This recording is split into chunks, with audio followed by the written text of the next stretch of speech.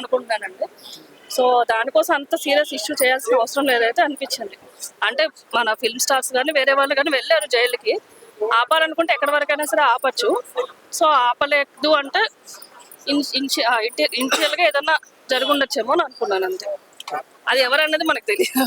నా అభిప్రాయం అంతే. అల్లు అర్జున్ గారిని తొక్కడానికి ఇలా చేస్తున్నారు. ఎందుకంటే తెలుగులో దాదాపు ఇంత కలెక్షన్ వచ్చినమో పుష్ప మాత్రమే. తొక్కాలనుకుంటున్నా తొక్కాలని అనుకోవచ్చు, లేదంటే వేరే ఏదన్నా కారణాల వల్ల కూడా ఉండొచ్చు. అంటే రైటర్ రంగం మేడం అల్లు అర్జున్ గారు అరెస్ట్ చేసి జైల్లో నాకైతే రైట్ అనిపించలేదు.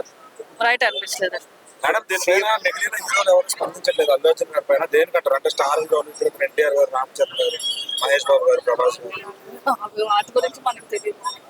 వాళ్ళు ఎందుకు స్పందించట్లేదంటే అది వాళ్ళ ఓన్ అభిప్రాయం. అది మనం దాని గురించి సీఎం పేరు మర్చిపోవడం వల్లే అరెస్ట్ చేశారు. మేబీ అయి ఉండొచ్చు. మన చేస్తారు.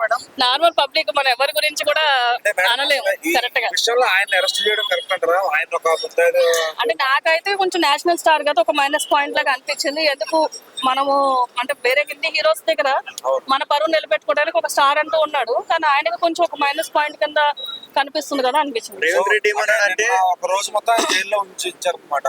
అంటే ఇప్పుడు దాకా ఏ హీరో టాలీవుడ్ లో ఆ మచ్చ అయితే ఎవరికి లేదు.